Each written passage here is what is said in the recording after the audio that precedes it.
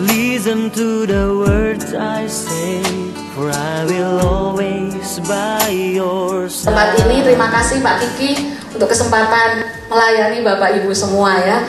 Haleluya. Pertama-tama saya juga ucapin terima kasih banget Om, sudah jadi berkat buat saya. Om siapa ya? Om Seno. Om umur berapa? Bapak Ibu kalau di gereja anak-anak darah biasa nari biasa ya. Oh 81. Haleluya. Om saya ingat Papa. Papa saya udah 3 tahun yang lalu di surga. Jadi saya lihat Om, saya terharu gitu ya, ingat Papa saya. Dan Om, puji Tuhan, Om umur 81 sehat, menari buat Tuhan. Itu tarian indah banget Bapak Ibu ya. Tariannya itu pasti seperti tarian anak-anak yang muda itu kan. Luar biasa. Om, Papa saya umur 70 nggak bisa jalan Om, rematik artritis, susah banget. Jadi saya lihat Om umur segitu masih loncat-loncat nari, luar biasa. Om kasih Tuhan melimpah atas Om, amin ya. Terus menari buat Tuhan, Om Seno ya. Haleluya, saya sangat terharu banget gitu lihat Om. Haleluya, Om terus menari buat Tuhan ya. Tariannya indah banget ya. Bapak Ibu, saya tadi ngomong sama Pak Kiki, saya nggak pernah, perkenalkan dulu, nama saya Susana Ingriani ya. Itu ada embel-embel nggak apa-apa lah. Bapak Ibu, saya tuh nggak pernah ngerti visi misinya ngopi. Sekalipun suami saya satu-satunya Sugiono Sutejo sering melayani di sini ya, tapi dia nggak pernah cerita ke saya tentang visi misi ngopi gitu ya. Taunya loh kok sama persis seperti apa yang akan saya sharingkan. Bapak Ibu, saya mau sharing, bukan lebih pinter, tapi saya diwayukan hal ini tentang kasih Tuhan ini berapa tahun yang lalu, dan saat saya ngalami, wah luar biasa. Saat saya diwayukan luar biasa ya, tentang kasih Tuhan 4 dimensi. Apa itu?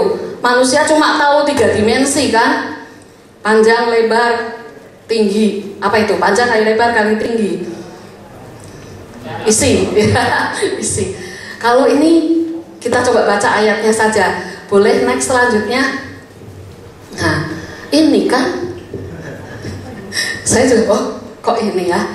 Ayo Bapak Ibu kita baca sama-sama. 1, 2, 3. Aku berdoa supaya kamu beserta segala orang-orang kudus dapat memahami betapa lebarnya dan panjangnya dan tingginya dan dalamnya kasih Kristus, dan dapat mengenal kasih itu sekalipun ia melampaui segala pengetahuan. Bapak Ibu, waktu saya baca ayat ini, saya bertanya-tanya, kenapa kok lebar dulu ya? Biasanya orang panjang kali lebar, betul nggak? Beli rumah, beli apa, tanya panjang berapa, lebar berapa. Ini kenapa lebar dulu ya? Bapak Ibu, saya diwayukan itu. Dan memang Paulus ngomong, kasih Kristus itu melampaui segala pengetahuan. Semua orang pintar di dunia menceritakan kasih Kristus, apapun nggak sanggup. Bener Bapak Ibu, sampai kita nanti ketemu Tuhan juga kita nggak akan pernah ngerti, mendalami saking begitu luasnya kasih Tuhan itu. Manusia cuma bisa 3 dimensi, kalau Tuhan 4 dimensi, nggak sanggup kita ya.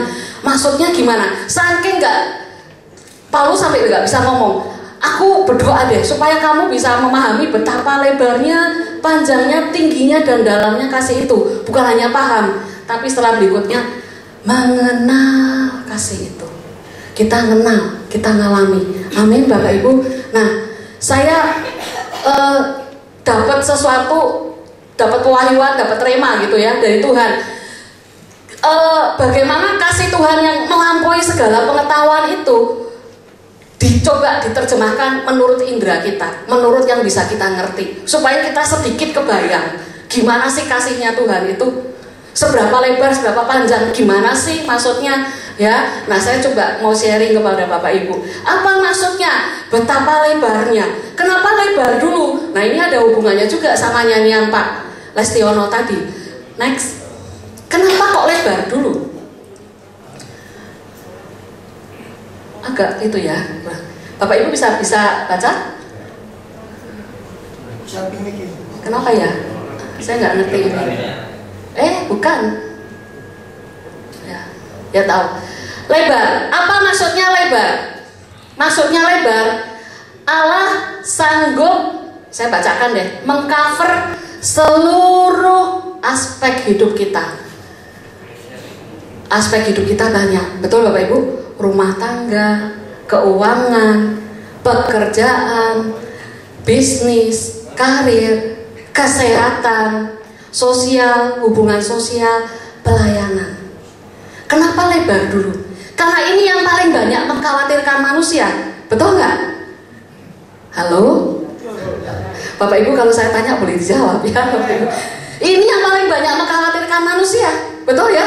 Hal-hal ini yang paling dipikirin orang, paling mengkhawatirkan hidup kita. Karena itu Tuhan pertama kali ngomong betapa lebarnya dulu. Lebar itu apa? Seluruh aspek hidup kita. Khotbah pertama Tuhan Yesus di bukit, dia langsung ngomong tadi ayatnya, jangan kamu khawatir, ya kan? Jangan kamu khawatir akan apa yang kamu makan, akan apa yang kamu minum. Minum dulu kan, makan dan minum, ya. Sebab hidup ini lebih penting daripada makanan. Dan jangan khawatir akan apa yang kamu pakai, sebab tubuh ini lebih penting daripada pakaian. Dulu sandang, pangan, papan. Kalau sekarang agak bergeser Bapak Ibu. Makan minum sandang pangan gitu kan. Bukan pakaian. Kita sekarang sandang pangan casan. Tahu casan ya? Gadget ya. Kemana-mana carinya casasan, ya kan? Agak bergeser. Kids zaman now begitu juga ya. Carinya cas-casan. Nah Bapak Ibu, Tuhan Yesus ngomong, pandanglah burung-burung di langit. Dia tidak menabur, tidak menuai, tidak mengumpulkan bekal di lumbung, namun dipelihara oleh Bapamu yang di surga. Betapa kamu jauh melebihi burung-burung itu. Amin Bapak Ibu. Kekhawatiran. Tuhan mau ngomong yang pertama, betapa lebarnya kasih Tuhan. Dia sanggup mengcover semua yang kita butuhkan. Amin Bapak Ibu. Tadi suruh belajar sama burung. Bayangin, kita manusia suruh belajar sama burung. Pandanglah burung-burung di langit. Matius, Tuhan pertama kali ngajar suruh kita belajar dari burung. Bukan hanya di perjanjian baru, Alkitab perjanjian baru, tapi di perjanjian lama, Alkitab perjanjian lama, Tuhan juga suruh kita belajar dari satu burung. Burung apa? Khusus lagi pakai nama. Kita lihat next. Burung gagak Bapak Ibu. Kita baca ayatnya sama-sama. Mazmur 147 ayat yang ke-9. 1, 2, 3. Dia yang memberi makanan kepada hewan, kepada anak-anak burung gagak yang memanggil-manggil. Dianya siapa? Dianya siapa? Tuhan pencipta langit dan bumi. Tuhan pemelihara segala sesuatu. Dia yang memberi makan hewan. Lalu dia ngomong apa?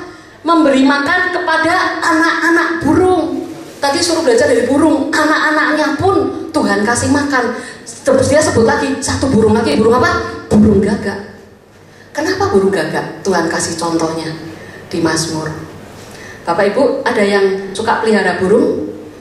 Punya hewan peliharaan burung? Ada nggak? Siapa? Oh Bapak. Kenapa? Hobi aja. Hobi. Nah, biasanya pelihara burung karena apa? Kicauannya. Suaranya bagus ya. Nah, makanya ada di pucuk pohon cemara gitu kan. Lagu anak-anak ya. Kicauan ya Pak ya. Suaranya bagus. Atau kalau enggak yang lain kenapa pelihara burung? Dia mengerti tuannya. Hah? Mengerti pemiliknya. Mengerti enggak, kita milih burung kenapa sih?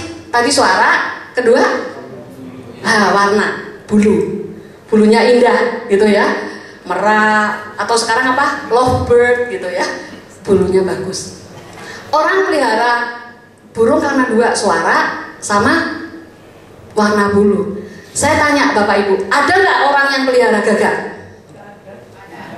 Nggak ada. Kenapa? Jelek betul Ibu. Suaranya jelek, nggak bisa nyanyi, cuma kak. Berisik. Betul ya? Udah gitu warnanya jelek, hitam semua. Betul nggak? Tapi Tuhan ngomong, aku memberi makan kepada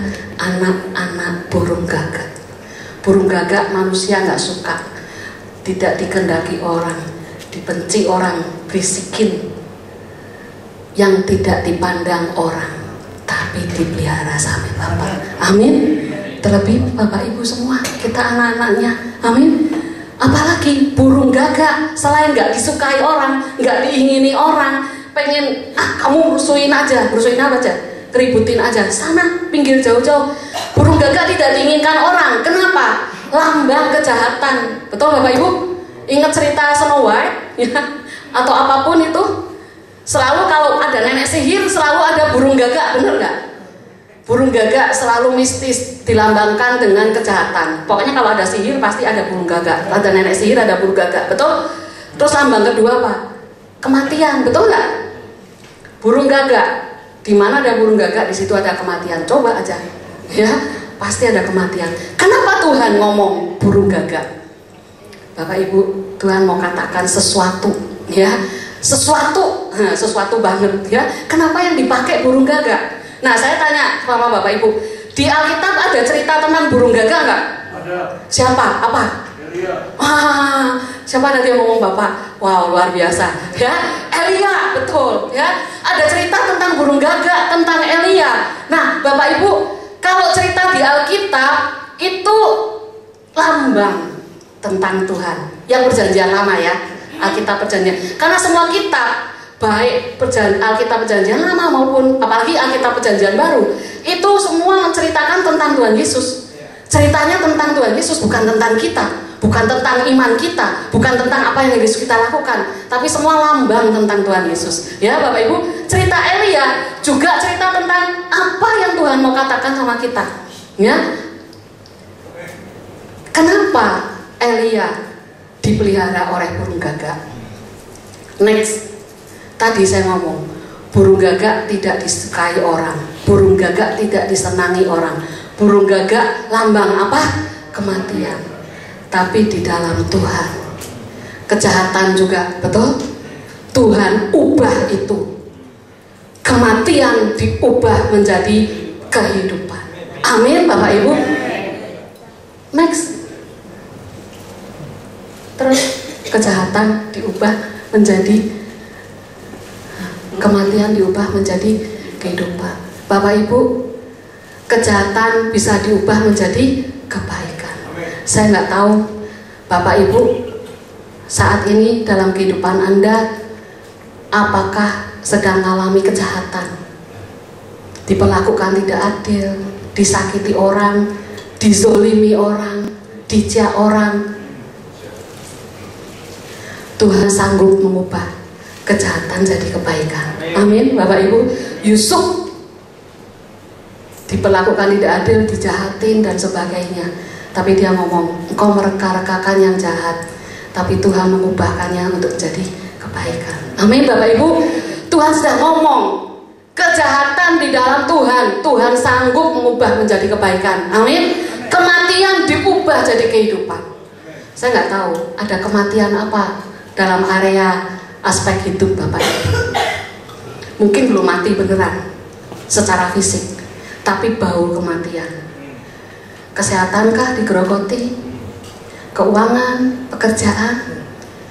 Tuhan sanggup ubah itu jadi kehidupan. Amin. Wong maut aja dikalahkan kok. Kematian beneran, maut aja dikalahkan. Tuhan Yesus bangkit, betul? Ya, apalagi yang lain. Mudah itu buat Tuhan. Kita hidup sekarang dalam kuasa kebangkitan. Amin. Nyawanya aja Tuhan berikan, apalagi yang lain-lain. Betul Bapak Ibu? Nah, cerita tentang Elia itu luar biasa, tentang pemeliharaan Tuhan itu luar biasa. Kenapa kok Tuhan ini pilih Elia ya, cerita tentang gagak. Lalu berikutnya, Bapak Ibu, Elia dipelihara Tuhan, burung gagak ngasih makanan, roti sama daging. Elia tinggal di mana Bapak Ibu? Di tepi sungai Kerit. Betul Pak. Boleh next. Sungai Kerit. Betul sekali Pak ya. Sungai Kerit. Bapak Ibu, kenapa Sungai Kerit? Sungai Kerit itu kecil, nggak ternama, nggak kayak Sungai Yordan. Kenapa kok nggak Sungai Yordan? Next lagi, biarin semua dilihatin. Tuh, sungai Sungai Yordan itu besar, terkenal, betul nggak? Semua orang kenal Sungai Yordan, pengen berlomba-lomba, bukan berlomba-lomba ya, pengen dibaptis lagi di Sungai Yordan katanya, ya. Dan besar tuh, sampai ke Laut Mediteran. Kenapa Elia dipeliharanya di Sungai Kerit? Sungai Kerit itu nggak terkenal, Bapak Ibu. Cek di Alkitab. Kerit cuma ditulis 1 kali. Ya itu, saat dikatakan Elia di tepi Sungai Kerit 2 kali.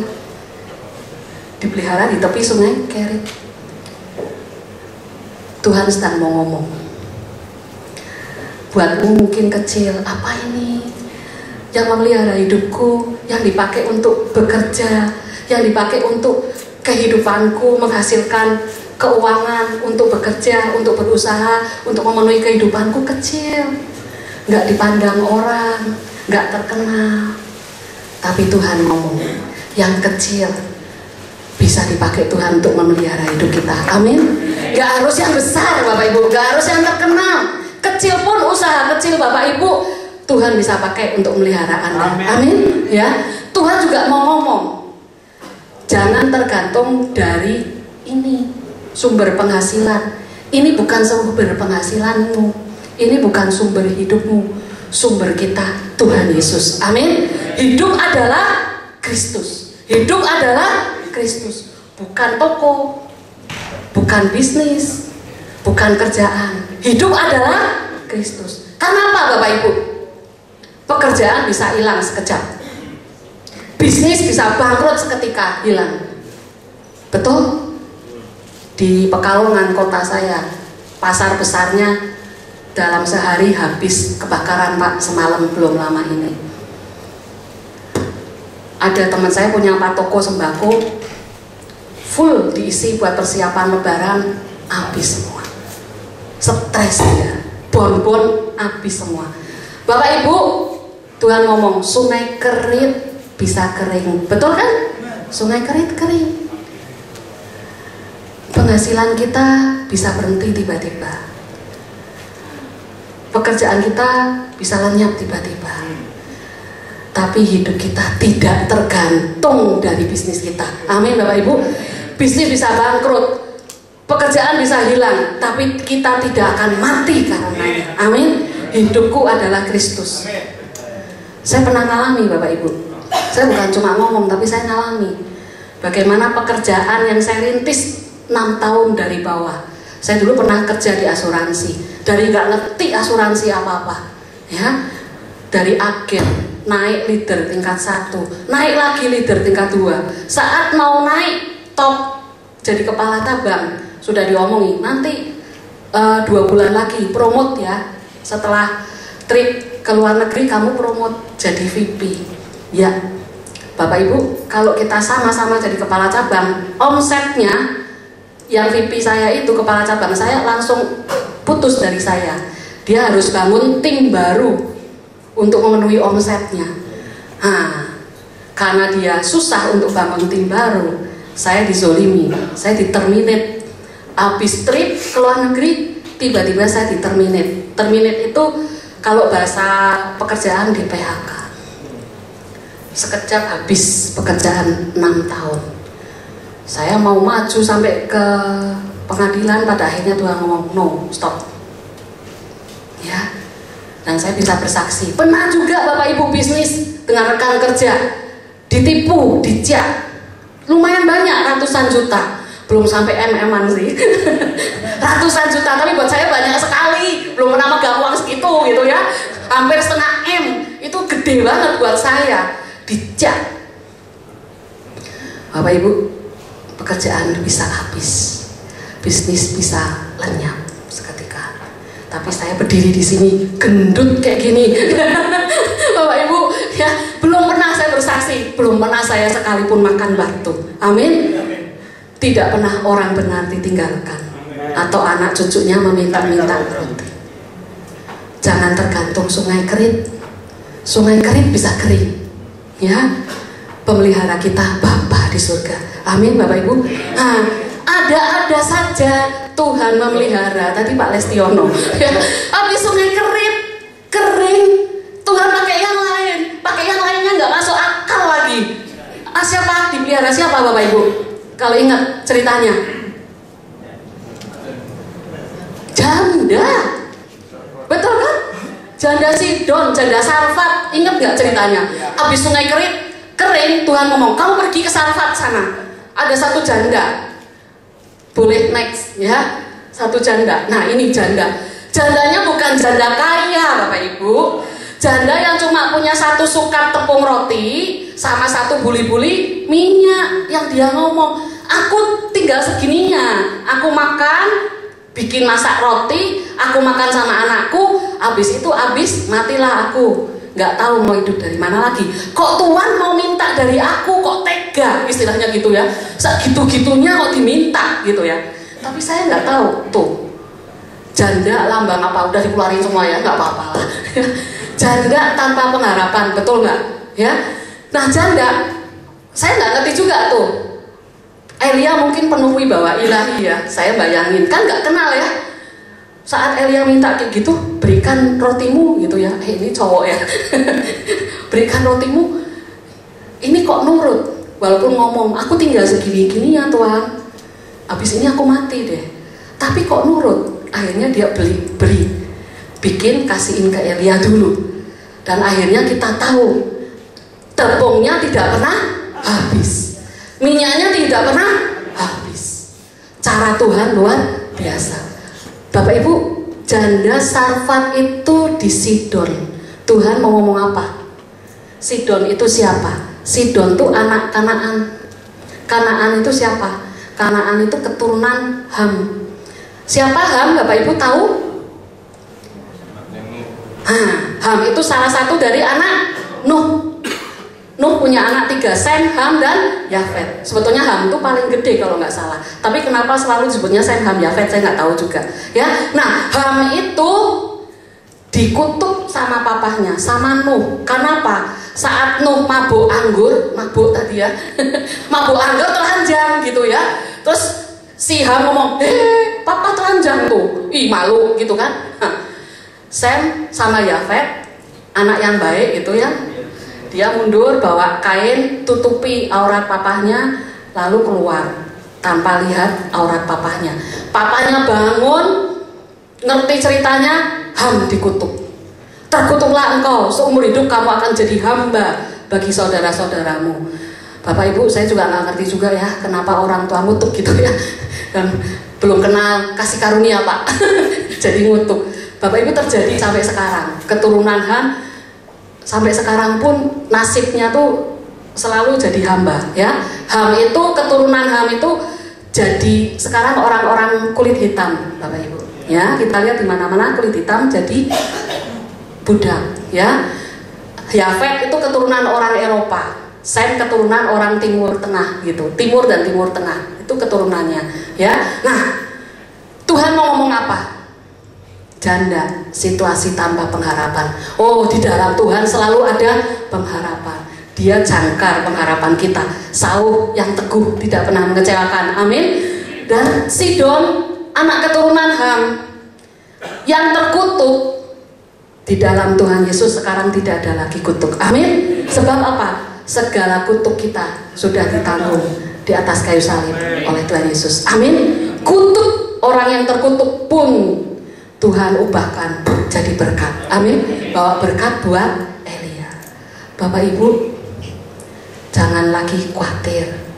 Tuhan sanggup mengcover seluruh aspek hidup kita. Amin. Betapa lebarnya kasih Tuhan. Betapa kamu jauh melebihi burung-burung itu. Amin. Bapak Ibu, Dia Bapak kita. Dia pemelihara kita. Amin. Ya. Berikutnya tadi tentang lebar. Tuhan sanggup mengcover seluruh aspek hidup kita. Yang kedua, habis lebar, panjang. Apa itu panjang? Tuhan apa sih kasih perumpamaan panjangnya gimana? Tuhan kasih ini. Allah mengasihi kita sepanjang dan sejauh perjalanan hidup kita.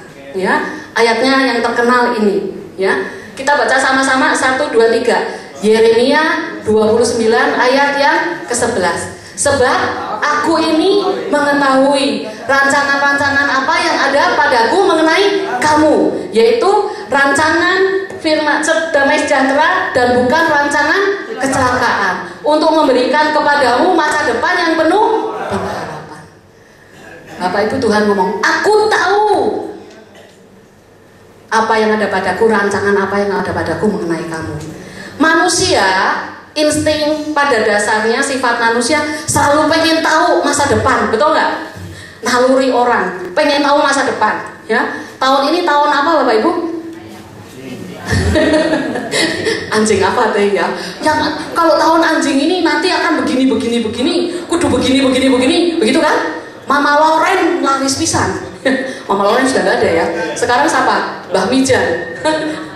Mama Lemon ya. Mama Lemon ya. Betul nggak Bapak Ibu? Orang pengen tahu ke depan. Mau ngapain sih? Saya ke depan ngapain? Betul nggak? Itu insting. Kita pengen tahu. Bapak Ibu tahu nggak? Satu kasih karunia. Kalau Tuhan nggak kasih tahu kita ke depan ngapain? Bapak Ibu, kalau Tuhan kasih tahu kita ke depan mau apa yang terjadi pada kita akan ngadepin apa aja, apa yang terjadi. Bapak Ibu, kita bisa ngeper ketakutan. Bisa kita tahu, oh di depan ada badai, oh di depan ada masalah, oh di depan ada gini. Oh Bapak Ibu, kita bisa ketakutan. Satu kasih karunia. Kalau kita nggak tahu semua, kita nggak usah tahu, nggak apa-apa. Yang penting Tuhan tahu. Dia ngomong, aku tahu. Yang penting Tuhan tahu. Tuhan tahu, aman. Bapak kita kok, betul? Dan dia ngomong apa? Rancangan damai sejahtera, bukan rancangan kecelakaan. Untuk kasih depan, untuk memberikan masa depan penuh pengharapan. Kita sudah tahu hasil akhirnya. Hasil akhirnya apa? Masa depan penuh pengharapan. Christianity begin with the finish line. Kekristenan dimulai dengan hasil akhir, garis akhir. Garis akhirnya apa? Masa depan penuh damai sejahtera, cerah. Masa depan cerah, nggak ada madesu. Amin Bapak Ibu ya. Pokoknya hasil akhirnya tahu, masa depan penuh pengharapan. Tadi ngomong belum selesai. Kalau sulaman rajutan dari bawah lihat, berantakan banget. Sabar, belum beres, betul? Ya. Kalau kita ngalami hal yang nggak enak, Yusuf ngalami tadi, dijahatin, belum selesai. Hasil akhirnya selalu damai sejahtera, masa depan yang cerah. Bapak Ibu, satu kasih karunia. Kita nggak tahu semua, ya.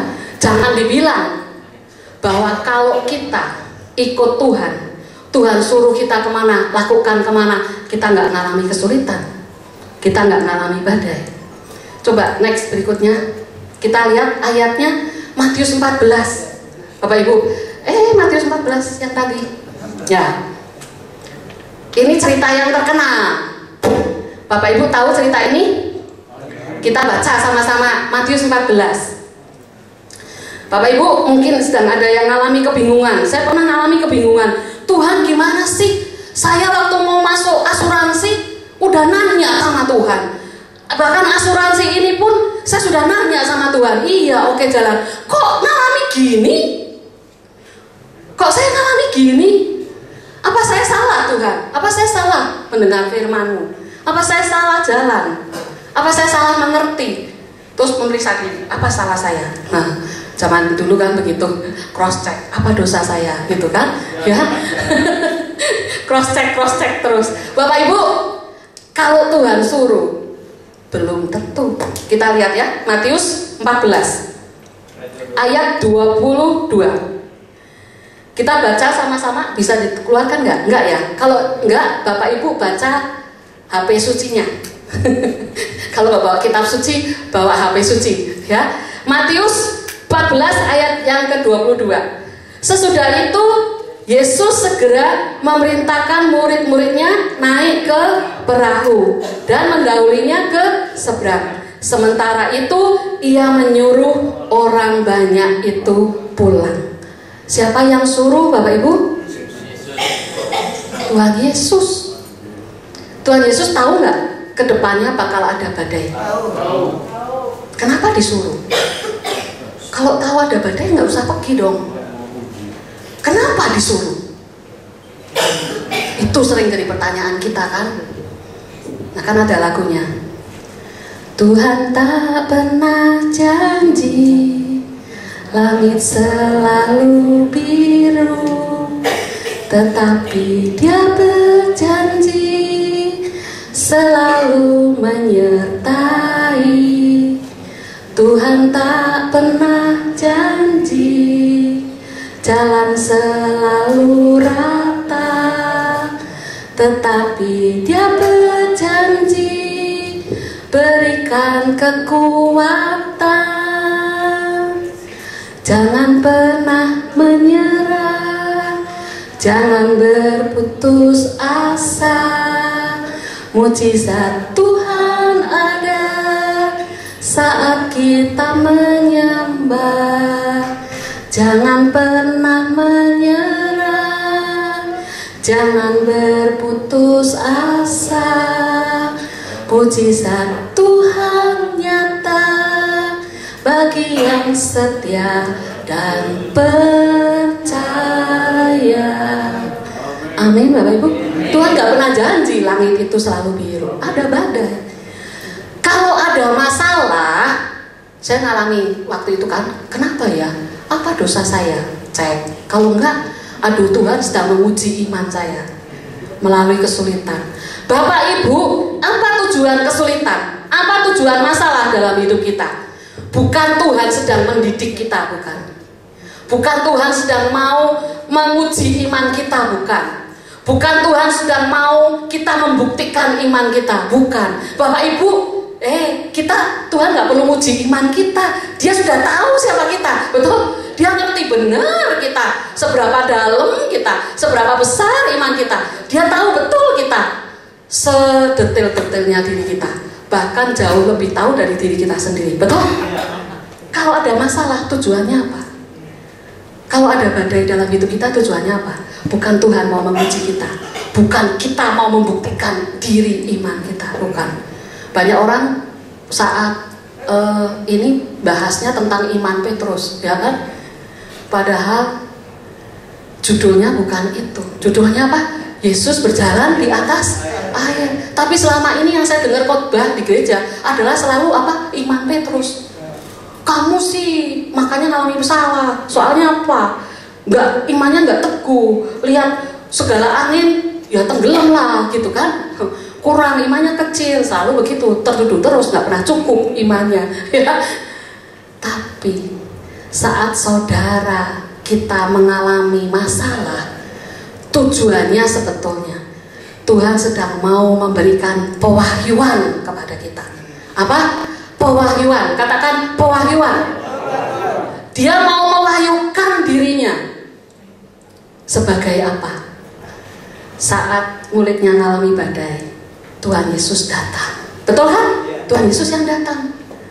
Ayat di bawahnya dikatakan Tuhan Yesus datang. Kita lihat ya, ayat yang ke-25. Kira-kira jam 3 malam datanglah Yesus kepada mereka berjalan di atas air. Tuhan Yesus sedang mau ngomong, saat engkau mengalami badai, saat engkau mengalami jam 3 malam. Kenapa kudu jam 3 malam? Itu malam yang paling gelap, Bapak Ibu. Kenapa kudu nunggu jam 3 malam? Tuhan Yesus datang. Saat malam tergelap dalam hidup kita, Dia datang. Dia datang. Tidak pernah Dia tidak datang. Dan Dia berjalan di atas air. Tuhan sedang mau mewahyukan dirinya. Aku Tuhan yang berjalan di atas kemustahilan. Aku Tuhan yang berkuasa atas badai. Amin Bapak Ibu. Dan kenapa jam 3 malam? Boleh kita kasih tepuk tangan buat Tuhan ya? Kenapa jam 3 malam? Next berikutnya, Bapak Ibu, di Israel ada satu bintang. Sebetulnya bukan bintang, tapi planet Venus, ya. Itu bersinar paling terang jam 2-3 malam itu, sehingga bisa dilihat dengan mata telanjang, nggak perlu teleskop. Nah zaman dulu belum ada teleskop ya. Karena itu di Israel bisa dilihat itu, disebutnya bintang timur. Makanya Tuhan Yesus menyatakan diri di Wahyu 22 ayat yang ke-16. Itu ayat terakhir. Wahyu 22 tuh pasal terakhir dari kitab Wahyu, betul? Kitab Wahyu kitab terakhir ya dari Perjanjian Baru. Tuhan Yesus ngomong, menyatakan dirinya di ayat terakhir itu, akulah tunas Daud, akulah bintang timur yang gilang gemilang.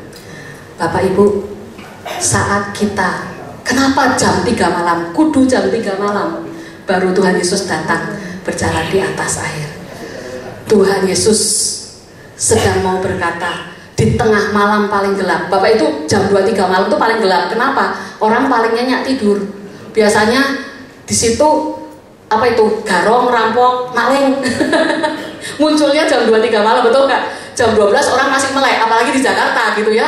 Jam 12 masih macet. Tapi biasanya jam 2-3 malam udah tidur nyenyak. Jam 5 orang udah pada bangun. Jam 2-3 malam Tuhan sedang mau ngomong, di tengah kegelapan paling gelap dalam hidupmu, Tuhan Yesus datang. Amin.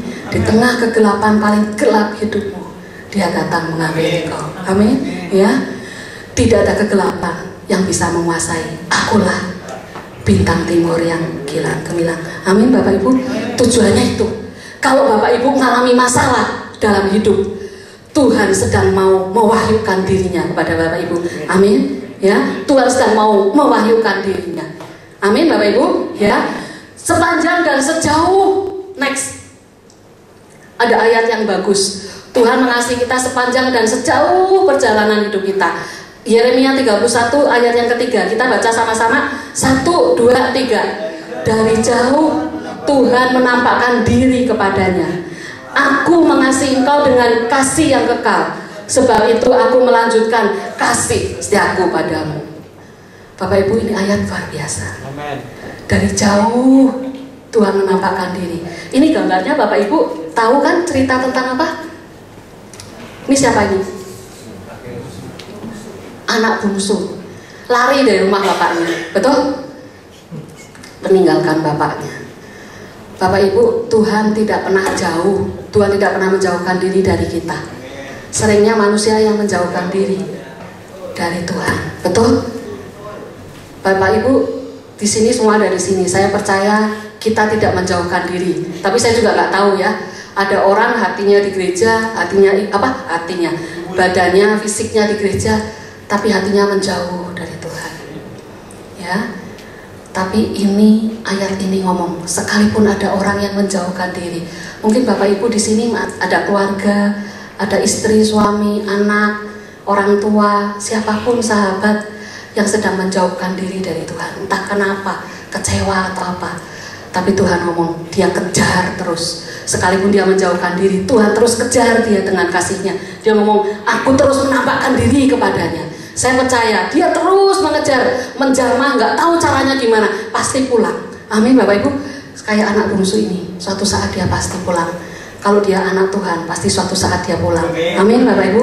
Nanti saya akan cerita lebih banyak tentang anak bungsu. Ya, itu Tuhan mengasihi kita sepanjang dan sejauh perjalanan hidup kita. Berikutnya, tadi Tuhan mengasihi kita sanggup mengcover seluruh aspek hidup kita.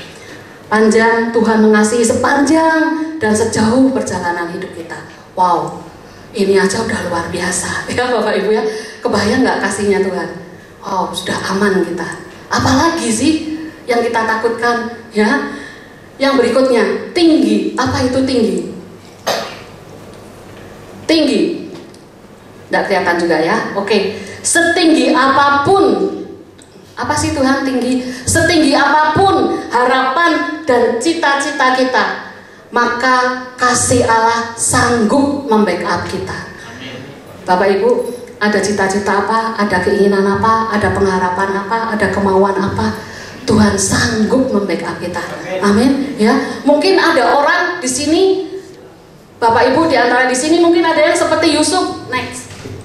Yusuf dari sejak kecil sudah tahu dia suatu saat akan jadi pemimpin bagi saudara-saudaranya, betul kan? Ya, dari kecil dia udah dapat mimpi, gitu ya.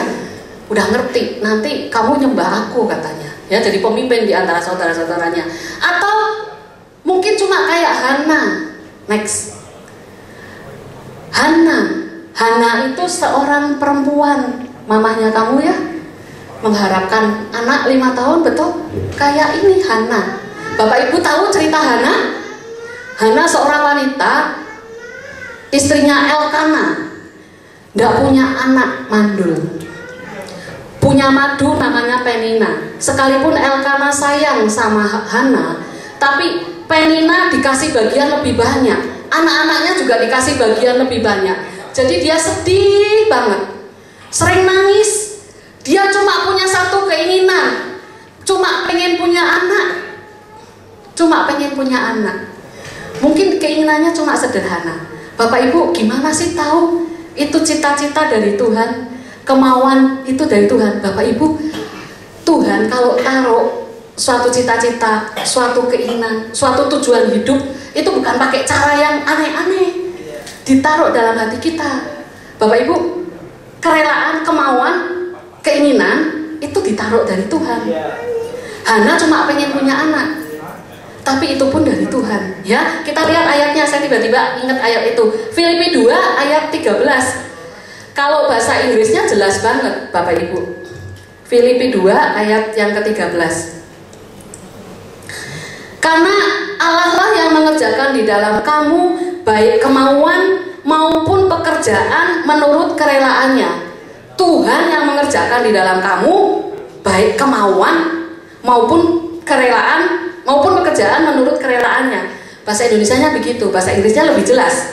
For it is God who works in you both to will mengingini, and to do untuk melakukan of His good pleasure. Bapak Ibu, keinginan itu pun Tuhan yang taruh. Ya, dan tahu Bapak Ibu, kalau Tuhan taruh cita-cita, kemauan, kalau itu dari Tuhan, Bapak Ibu, seringkali jauh lebih besar daripada apa yang kita bayangkan. Amin kan? Kalau kita, Tuhan kan menjawab doa jauh lebih besar daripada apa yang kita doakan. Cita-cita kita, walaupun kelihatannya mustahil, kalau dari Tuhan, itu justru harusnya lebih besar dari diri kita sendiri. Benar nggak? Karena Tuhan Maha Besar, Dia sanggup melakukan. Ya, contohnya apa Bapak Ibu? Yusuf tadi. Yusuf dia mikir, dia cuma jadi pemimpin bagi saudara-saudaranya. Nggak taunya apa? Dia jadi perdana menteri, wakil raja, sepertiga dunia. Betul kan? Saat itu Mesir menguasai sepertiga dunia. Yusuf mikirnya dia bakal jadi pemimpin atas keluarganya doang. Nggak taunya apa? Oh, jadi perdana menteri, wakil raja, sepertiga dunia. Hana cuma pengen punya anak, Tuhan, supaya aku nggak dihina-hina Penina. Tapi Tuhan berikan anak, dan itu jauh lebih besar dari rancangan Hana. Hana cuma pengen supaya nggak dihina-hina. Nggak taunya Tuhan membangkitkan seorang pemimpin bagi Israel. Masa itu bangsa Israel hidup dalam kegelapan. Karena apa? Imam-imamnya jahat, Imam Eli jahat, anaknya Hofni Pinehas jahat. Sehingga dikatakan apa? Masa itu penglihatan jarang, firman Tuhan pun tidak sering. Hana cuma berdoa pengen punya anak. Tuhan bangkitkan seorang Samuel, pemimpin bangsa Israel, yang memimpin bangsa itu keluar dari kegelapan. Amin, Bapak Ibu. Kalau kita punya kemauan, cita-cita, seringkali lebih besar dari diri kita sendiri. Kita lihat ya, next. Bapak Ibu tahu sini, keluarin semua. Abraham Lincoln. Abraham Lincoln jadi presiden. Tahu riwayatnya? Bapak Ibu googling. Anak petani miskin, nggak sekolah. Dia sendiri sekolah cuma kelas 1 SD. Lalu dia belajar sendiri. Jadi ahli hukum, berkali-kali ngalami kegagalan. Tapi suatu saat anak petani miskin yang buta huruf jadi presiden Amerika Serikat.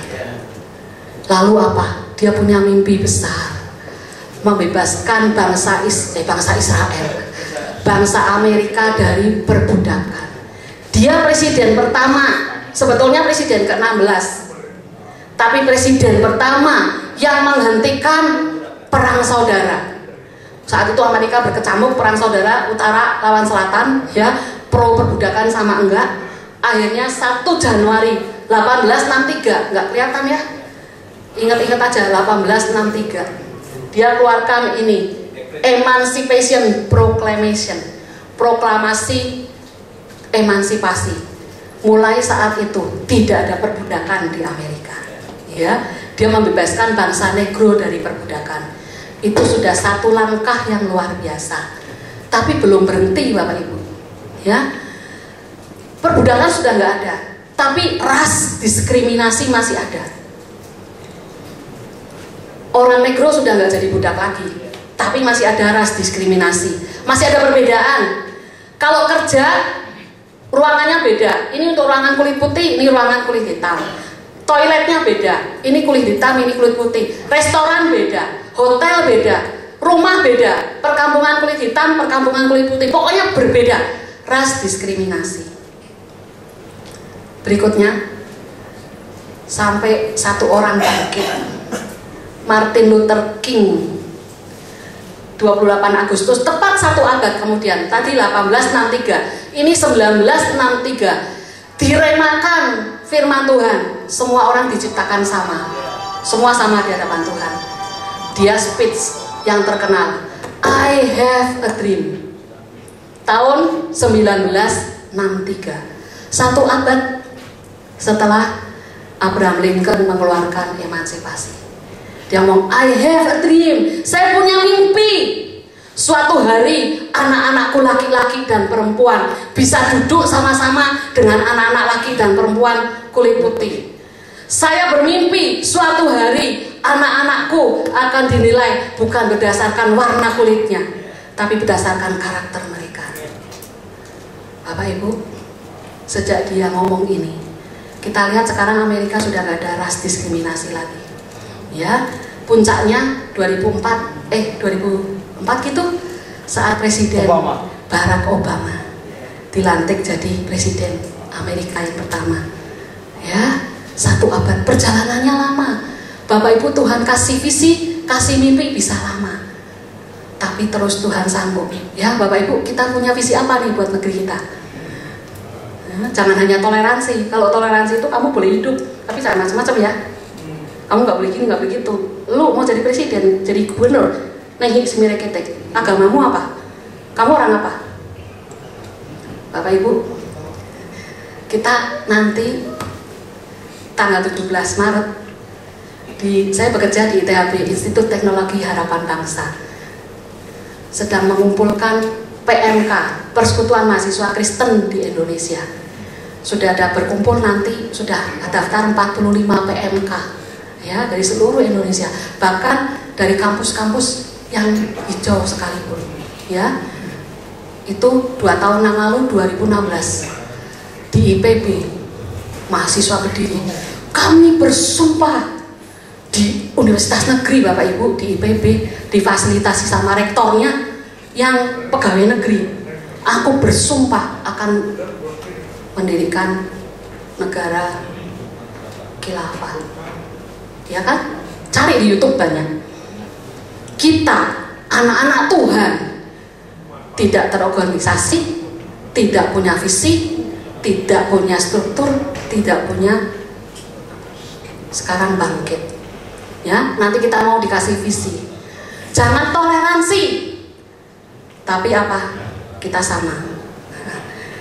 Jangan lagi apa? Persamaan derajat, apa itu namanya? Hah? Setara, setara, bukan toleransi, tapi setara. Ya, boleh jadi presiden dari manapun, nggak pandang warna kulit, nggak pandang suku, etnik, agama apapun boleh. Jadi pejabat, jadi presiden. Amin. Perlu berdiri. Mana mungkin? Dulu mana mungkin perbudakan lenyap? Mana mungkin orang negro jadi presiden? Oh, jadi presiden. Tapi toh terjadi. Amin Bapak Ibu. Ada orang yang bangkit dengan visinya Tuhan jauh lebih besar, karena Tuhan Maha Besar. Amin. Ya. Oke. Berikutnya, dalam. Nah, apa artinya dalam? Sedalam apapun, boleh diklik gambarnya juga. Kita baca sama-sama. 1, 2, 3. Kebaca nggak? Sedalam apapun kita jatuh, sedalam itu pula Allah dengan kasih-Nya sanggup menjangkau kita. Tak ada lembah yang terlalu dalam. Sengaja saya jatuhin itu tulisannya. Sedalam apapun kita jatuh, Tuhan dengan kasih-Nya sanggup menjangkau kita. Lagi-lagi gambarnya apa Bapak Ibu? Ini gambar apa ini? Anak bungsu. Anak bungsu, anak yang hilang ya Bapak Ibu. Lukas 15 itu ada, sebetulnya bukan anak yang hilang, harusnya anak yang kurang ajar, betul ya? Bahasa Inggrisnya bukan anak yang hilang, bahasa Inggrisnya prodigal son. Prodigal itu artinya kurang ajar. Kan kurang ajar banget. Saya sambil minum ya Bapak Ibu ya. Dalam Lukas 15, kenapa ditulis anak yang hilang? Karena memang itu perikopnya satu pasal, bukan perikop, satu pasal itu isinya hilang semua. Kalau Bapak Ibu baca perikop yang pertama tentang domba yang hilang, Lukas 15. Perikop yang kedua tentang dirham yang hilang. Perikop yang ketiga tentang anak yang hilang. Saya tanya, domba yang hilang sama dirham yang hilang, yang cari siapa? Hah? Tuhan. Yang punyanya ya. Domba yang hilang yang cari domba yang hilang yang cari gembala. Dirham yang hilang yang cari perempuan yang punya dirham. Anak yang hilang yang cari siapa? Ibunya. Cek Lukas 15. Kita cek ya Bapak Ibu. Anak nani ya tuh kayu. Lukas 15 ayat yang ke-17. Sudah ketemu? Gak baca ya? Saya bacakan. Lalu ia menyadari keadaannya.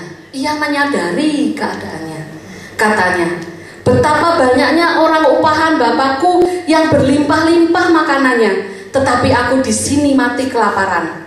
Aku akan bangkit dan pergi kepada Bapakku dan berkata kepadanya, Bapa, aku telah berdosa terhadap surga dan terhadap Bapa. Aku tidak layak lagi disebutkan anak Bapa. Jadikanlah aku sebagai salah seorang upahan Bapa. Bapak Ibu, ini anak yang kurang ajar. Kenapa saya pakai ini ya, Lukas 15 perumpamaan ini? Itu perumpamaan yang sangat bagus untuk menceritakan kasih Bapa yang tanpa syarat, kasih Bapa yang luar biasa dalam. Ini dosanya tidak terampuni anak ini, anak kurang ajar ini. Kenapa? Kurang ajar. Bapaknya belum mati udah minta warisan, ya. Nah, ada 3 perlakuan menurut adat orang Yahudi. Ada 3 perlakuan, ada 3 opsi. Opsi yang pertama, pilihan pertama, saking kurang ajarnya, anak ini harus mati dilempar batu, dirajam. Kurang ajar, jadi dihukum mati. Perlakuan opsi yang kedua, kalau bapaknya masih sayang, gak tegaan, gak usah deh, jangan dimatiin, jangan dibunuh, jangan dirajam, hukum mati. Usir dia pergi dari rumah dan tidak boleh kembali lagi. Itu opsi yang kedua. Opsi yang ketiga, kalau seandainya bapaknya ternyata memang penuh kasih, gak tegaan, kalau anaknya balik, diterima, tapi tidak boleh menjadi anak. Dia sudah kehilangan statusnya sebagai anak. Dia hanya jadi budak. Karena itu ada Amsal ngomong begini, budak. Anak yang membuat malu, salah ya, budak yang berakal budi lebih berharga daripada anak yang membuat malu. Karena itu ayatnya tadi ngomong, anak itu menyadari keadaannya. Bapak Ibu, satu penghiburan. Seberapa dalam, seberapa dosanya, seberapa besar pun dosanya, sekalipun anak itu lari meninggalkan Tuhan, jauh meninggalkan Tuhan. Kalau kita ngomong bahasa umumnya murtad gitu ya, kalaupun dia murtad, sekalipun dia murtad, meninggalkan Tuhan Yesus, meninggalkan iman kepada Tuhan Yesus, saya percaya kalau statusnya orang itu pernah jadi anak, pernah lahir baru. Kan selalu orang yang tanya sama kita, kalau murtad gimana? Masa selamat? Gitu kan ya. Kalau murtad gimana? Masa selamat? Selalu yang jadi contoh siapa? Itu Angelina Sonda gimana tuh? Ya kan gitu kan? Selamat gak tuh? Bapak Ibu, saya percaya melalui ini ya, saya sangat percaya kalau orang itu pernah terima Yesus, ada Roh Allah, punya Roh Kristus, dan dia pernah jadi anak, pasti suatu saat dia pulang. Kita belum tahu akhir hidupnya Angelina Sonda. Ya, siapa tahu semenit sebelum mati Tuhan bicara sama dia bertobat, kita nggak tahu, kita nggak pernah tahu. Ya, saya percaya aja. Pokoknya kalau orang pernah jadi anak, dia ngomong, aku menyadari. Ia menyadari keadaannya. Balik. Sekalipun dia sadarnya apa? Kelaparan. Perut, urusan perut. Kan apa ini? Kampung Tengah. Makan makanan babi di rumah bapakku, banyak makanan. Lalu dia ngomong apa? Aku akan pergi pada bapakku. Aku akan ngomong, Bapak, aku telah berdosa terhadap surga dan terhadap Bapa. Jadikan aku anak upahan Bapa. Anak ini kenal banget sifat bapaknya. Anak ini kenal banget kasih bapaknya. Dia kenal banget bapaknya. Dia tahu bapak nggak akan mungkin. Tadi di Raja udah nggak mungkin gitu ya. Dia pasti diterima. Karena itu dia pulang. Dia kenal bapaknya. Nah, Bapak Ibu, ini ayat yang luar biasa. Kalau kita kenal Tuhan kita, Bapak kita sebagai Allah yang gak pernah buru-buru, betul? Allah yang on time, Tuhan yang on time, gak pernah terlambat nolong kita, tapi juga gak cepet-cepet, betul ya?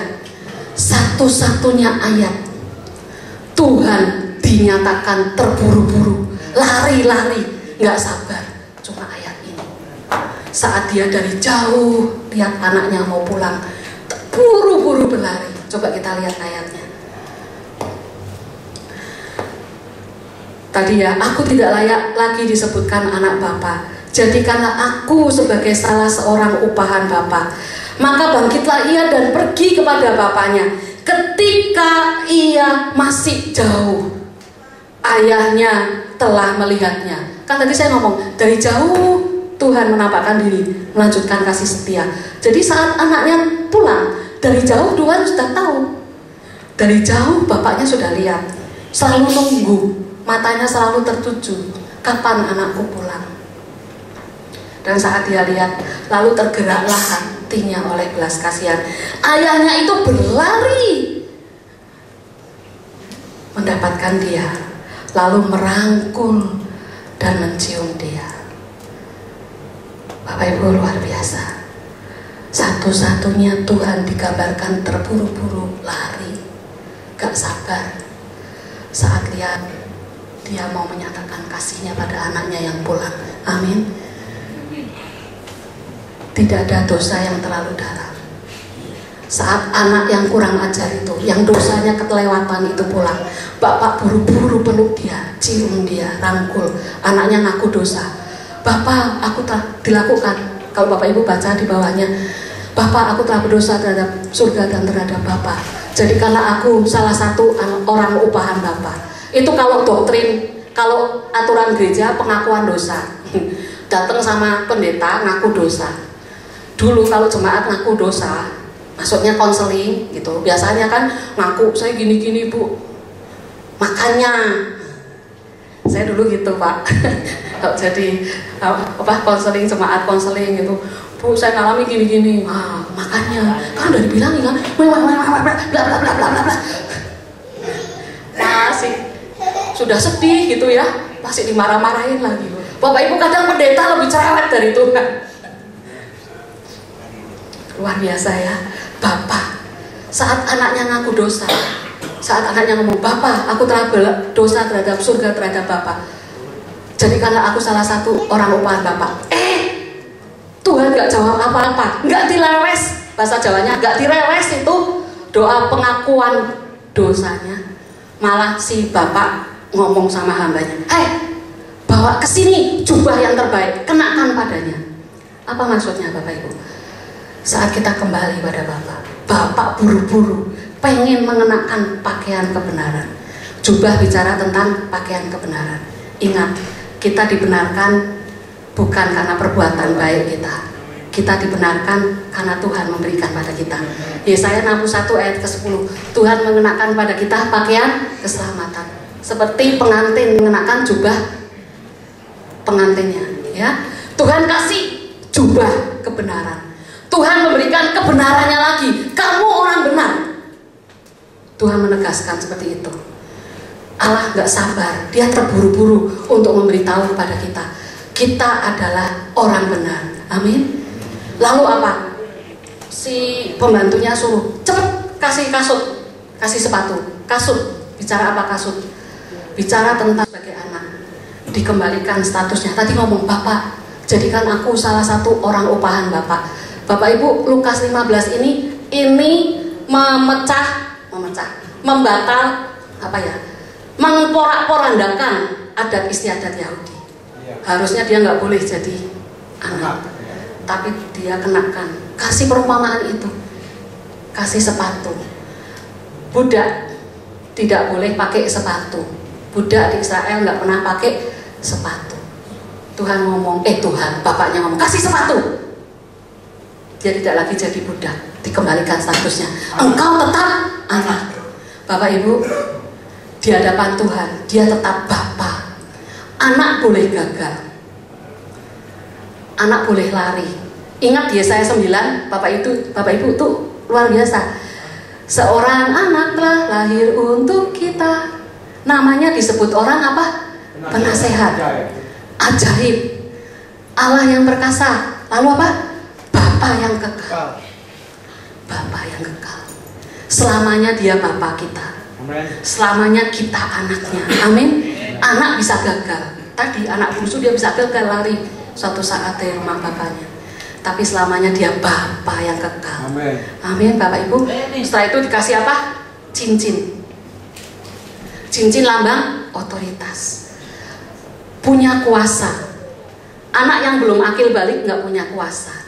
Kita diberikan cincin, kita punya otoritas, punya kuasa. Bapak Ibu, seberapa dalam dosa kita? Saya nggak tahu, Bapak Ibu punya saudara yang mungkin murtad, berbalik dari Tuhan karena kecewa, atau karena tertuduh perasaan bersalah. Bapak Ibu, kenapa orang mundur dari Tuhan?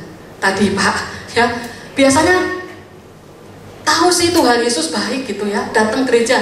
Tapi begitu datang ke gereja dituduh macam-macam kan, jadinya kecewa, mundur. Biasanya orang mundur dari Tuhan jauh karena kecewa atau perasaan tertuduh, perasaan bersalah, seperti yang dialami Petrus. Bisa berikutnya, Bapak Ibu. Petrus mengalami Tuhan Yesus bangkit. Tuhan Yesus sudah menampakkan diri sama Petrus. Yohanes 20, Bapak Ibu baca.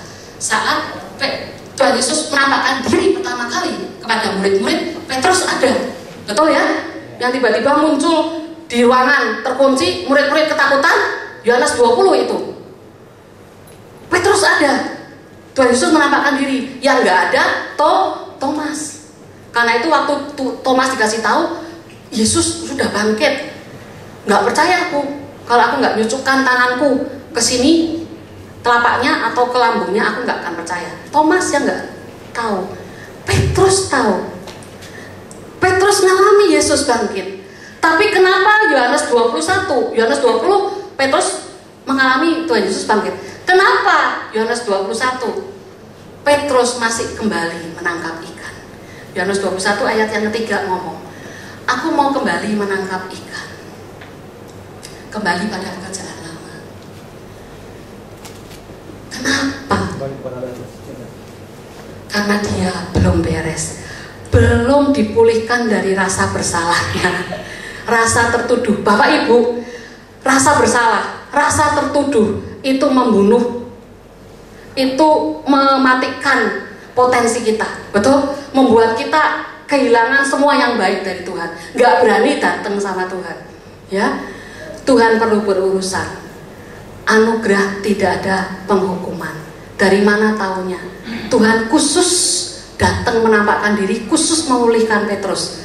Dari apa? Kita lihat Yohanes 21 ayat yang ke-7. Sedikit lagi ya Bapak Ibu ya, Yohanes 21 ayat yang ke-7. Maka murid yang dikasihi Yesus berkata kepada Petrus, "Itu Tuhan." Ketika Petrus mendengar bahwa itu Tuhan, maka ia mengenakan pakaiannya sebab ia tidak berpakaian, lalu terjun ke dalam danau. Ini kan ceritanya gitu. Nangkep ikan, nggak dapet. Tuhan Yesus di pinggir pantai ngomong, "Hei anak-anak, lemparkan jalamu ke kanan." Waktu ke kanan, wow, dapat ikan lagi 153 ekor. Lalu Yohanes ngomong, "Itu Tuhan." Wow, Petrus lari cepet-cepet.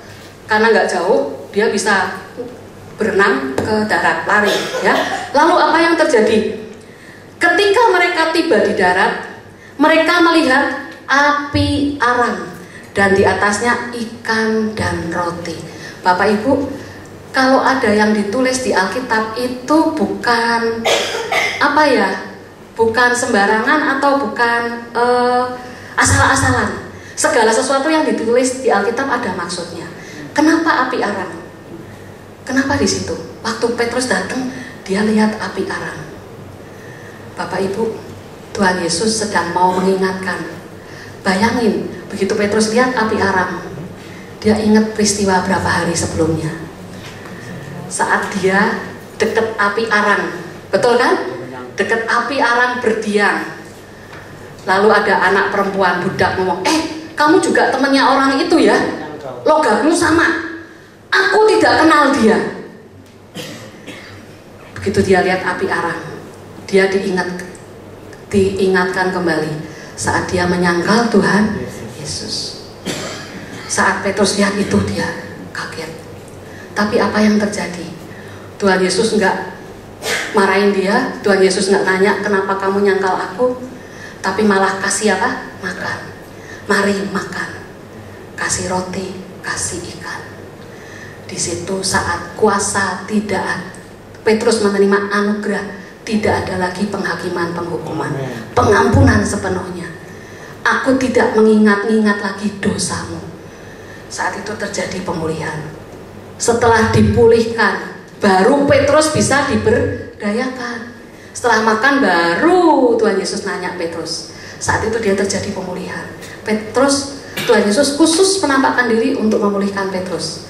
Setelah Petrus dipulihkan, Tuhan nanya, "Petrus, apakah engkau mengasihi aku?" Judul perikopnya Peter's Restoration, pemulihan Petrus.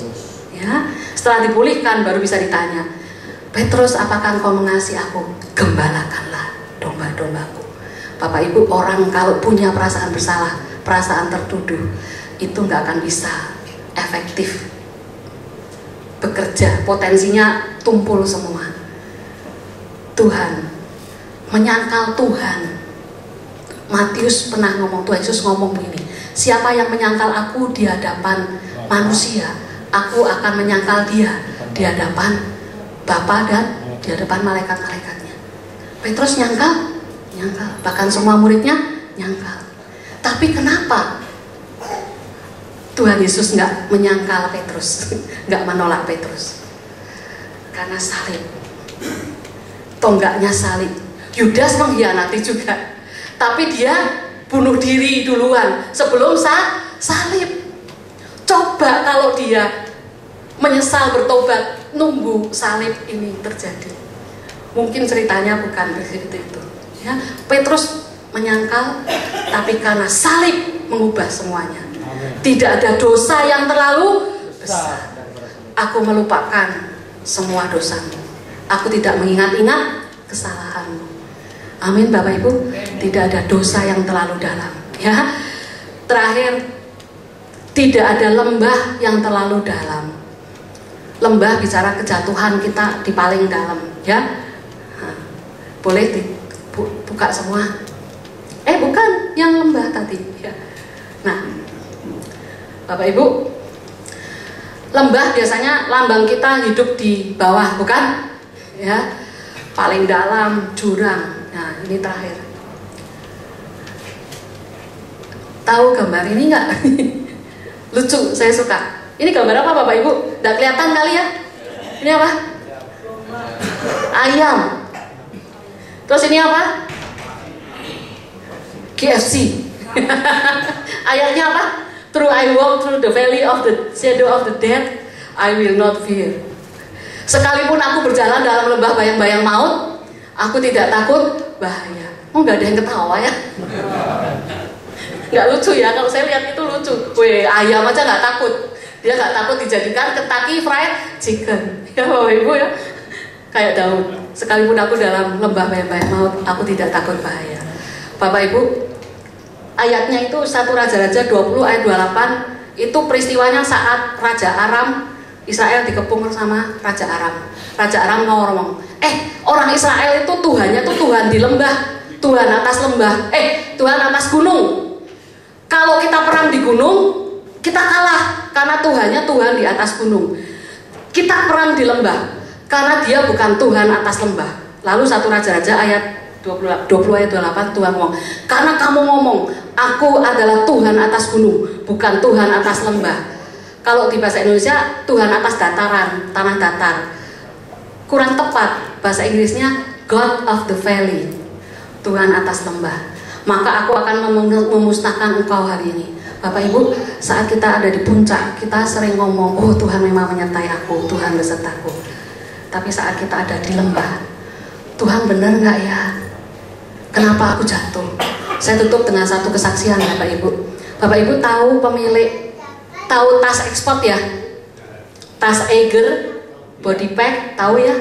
Siapa yang pernah ke Bandung, pernah ke Kampung Daun, pernah ke Dusun Bambu? Pernah ya?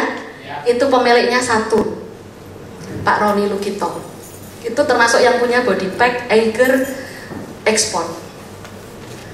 Pernah beliau jatuh bangkrut, krut, bukan hanya 0 minus, utangnya banyak.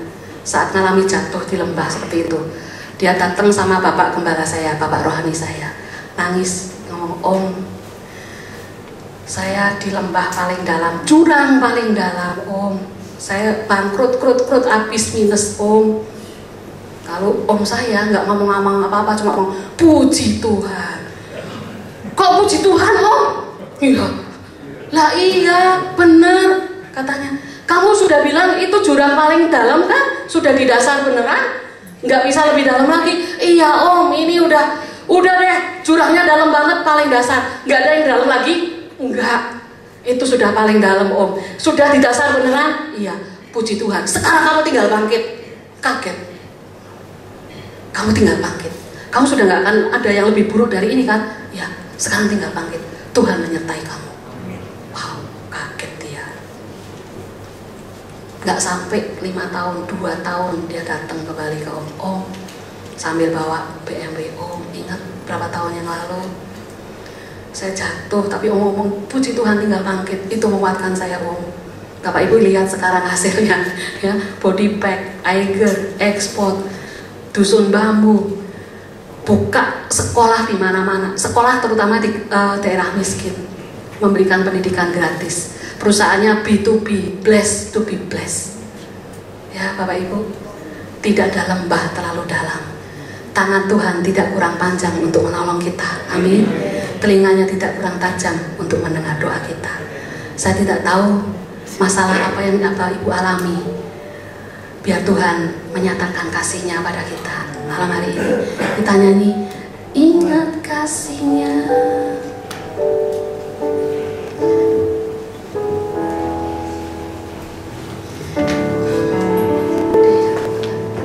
Ingat kasih-Nya. Ingat kebaikan-Nya.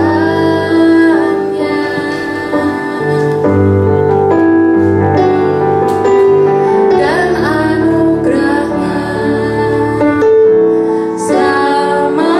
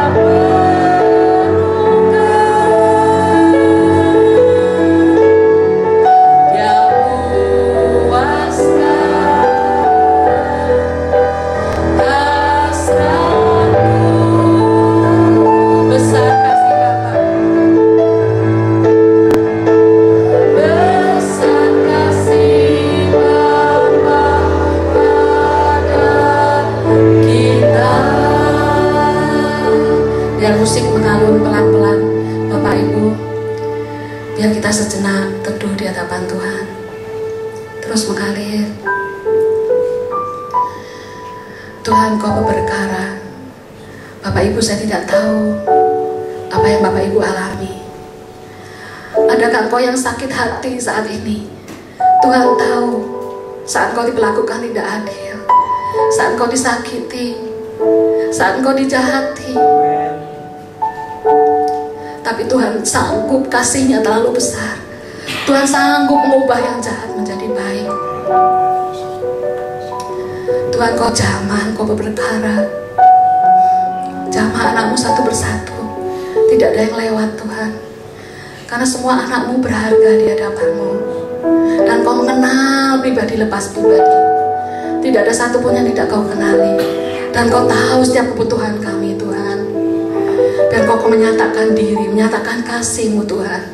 Supaya kami makin mengenal, mengalami, Tuhan, betapa lebarnya, panjangnya, tingginya, dan dalamnya kasih-Mu. Bapak Ibu, adakah bau kematian dalam hidupmu? Tuhan sudah bangkit, kuasa kebangkitannya ada padamu. Tidak ada lagi kematian atas kehidupanmu, atas rumah tanggamu, atas kesehatanmu, atas bisnismu, atas pekerjaanmu.